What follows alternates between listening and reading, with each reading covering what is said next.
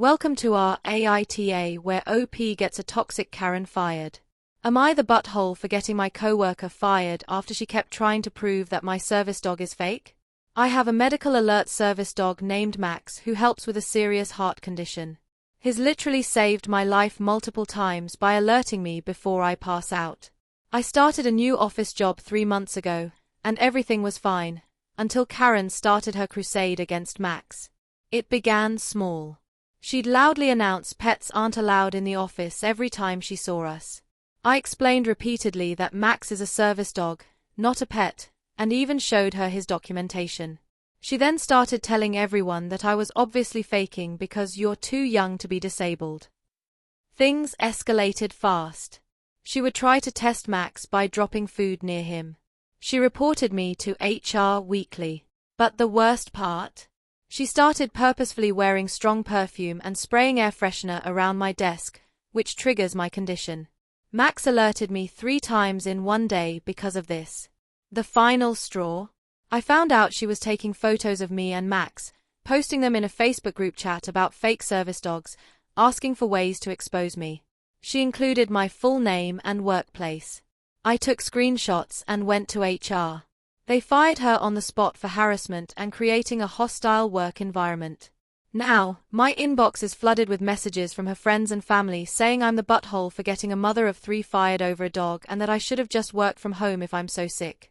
Here's the thing, I actually feel horrible that she lost her job. Her kids aren't at fault here. But she literally put my life at risk with her perfume stunts. And doxing me online? That was terrifying. OP. You didn't get her fired.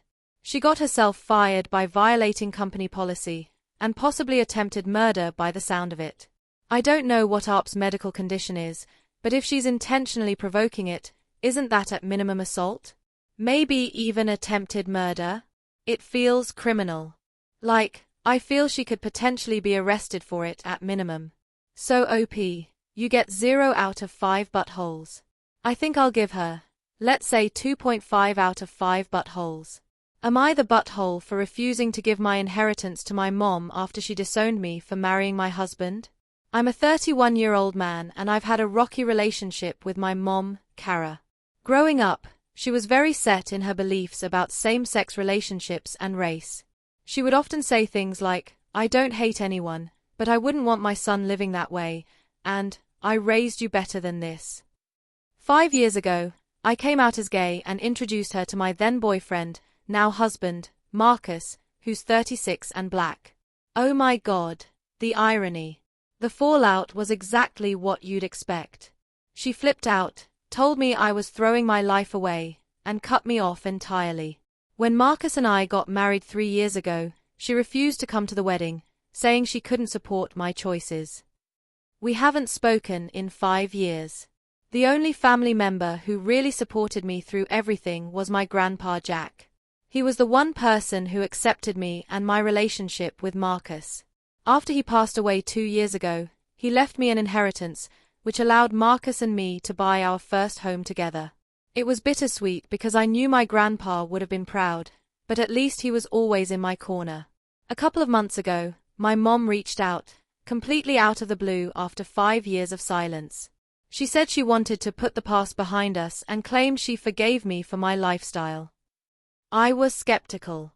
Then she told me the real reason she was reaching out. She's been struggling with some health issues, chronic back pain that's made it hard for her to work, and she's fallen behind on her mortgage and bills. She asked if I could help her out financially using part of the inheritance from my grandpa. I felt torn. On one hand, she's my mom, and she's genuinely struggling, even if the health issue isn't life-threatening.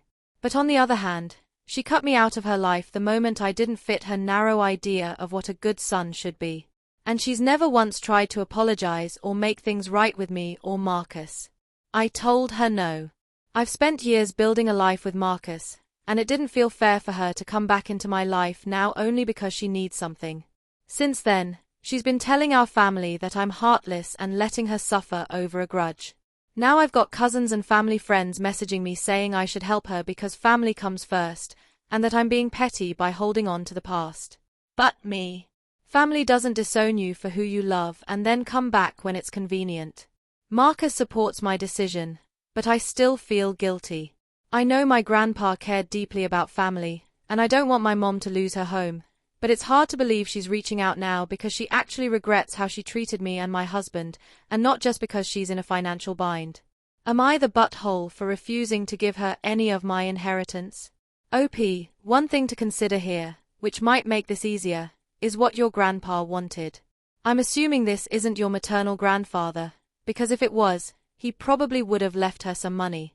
So I'm guessing this is your dad's dad.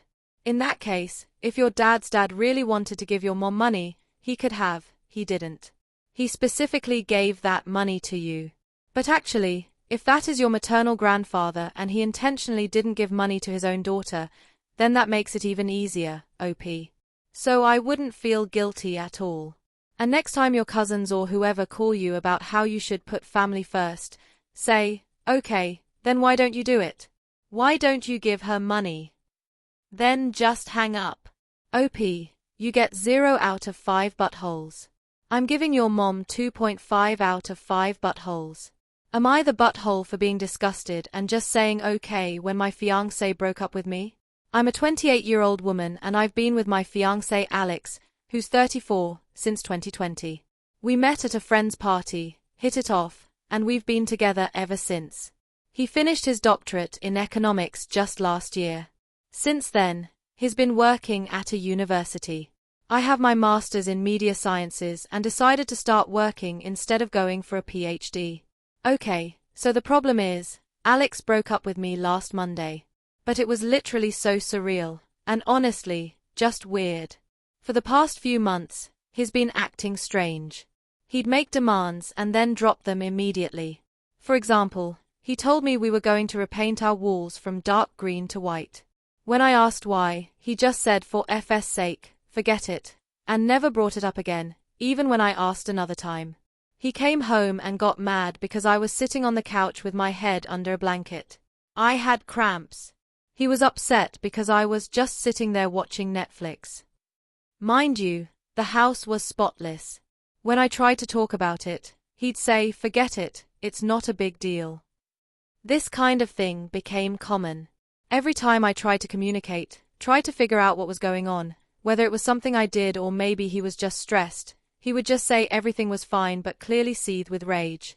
I didn't even have to do anything. He would find something to complain about. The apartment, clothes, me, work, etc. So I gave him space. Which, apparently, was also wrong. I told him I was going to help my parents with repairs for a few days. Somehow that was also wrong because he wanted to renovate the apartment too.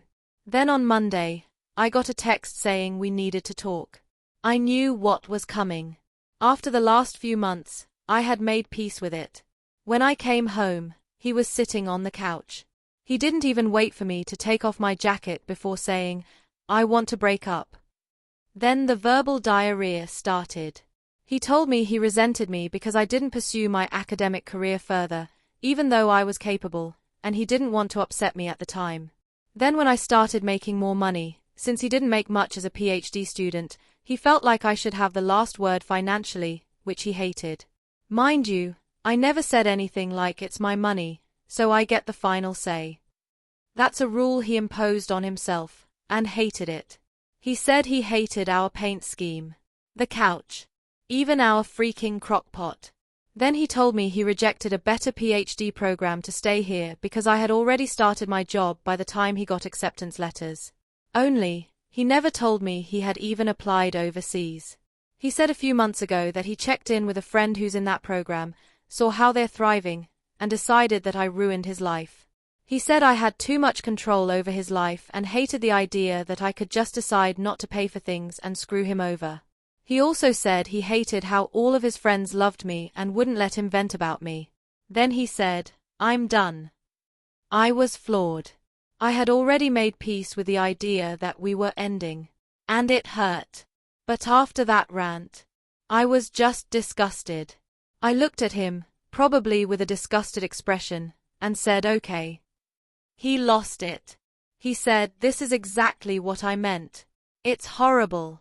We've been together for 4 years and all you have to say is okay to our breakup. I just asked if he wanted to stay here while he figured out where to go. He said, typical. Of course you're holding the apartment over me, and started ranting again. So I just left. I told my parents, and they're also confused. My dad suggested I reach out to my landlord and explain the situation to see what options I have. I can keep paying the rent no problem by myself.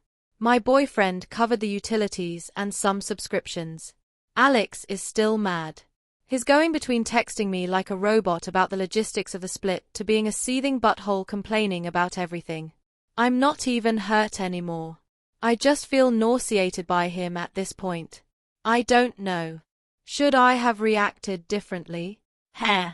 It sounds like he just hates all of his life choices and wants to blame you for his bad decisions. And what does he want you to do? Beg and fight for a relationship that's doomed to fail.